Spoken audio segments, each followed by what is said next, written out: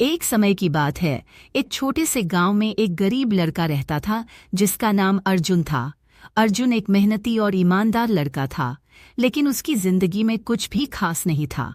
वह अपने माता पिता के साथ गांव में एक छोटे से घर में रहता था और जंगल से लकड़ी काटकर अपने परिवार का पेट भरता था।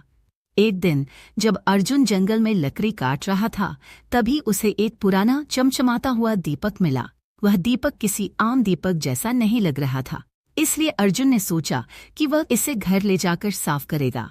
घर जाकर जब उसने दीपक को साफ करना तो अचानक दीपक से धुआं निकलने लगा और उसके सामने एक विशालकाय जिन प्रकट हुआ।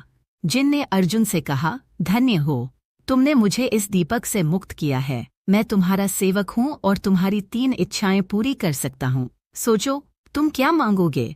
अर्जुन ने पहले तो आश्चर्य और डर से देखा, फिर उसे यकीन हो गया कि यह एक जादुई जिन है। उसने बड़ी उत्सुकता से कहा, पहली इच्छा, मेरे परिवार को कभी भूखा न रहना पड़े।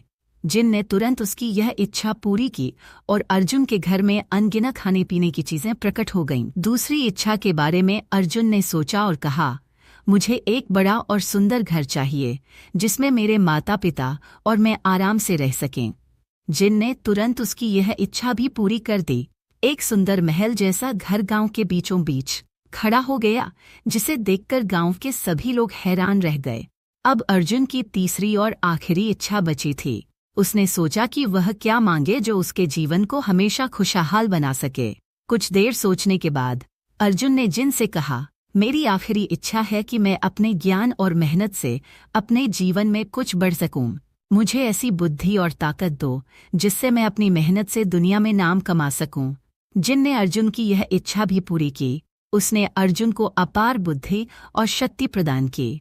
अब अर्जुन मेहनत और समझदारी से अपने जीवन को और बेहतर बनाने लगा। वह धीरे धीरे गांव में सबसे सफल व्यक्ति बन गया। उसने अपने गांव के लोगों की मदद भी की और उन्हें भी सफलता की राह दिखाई।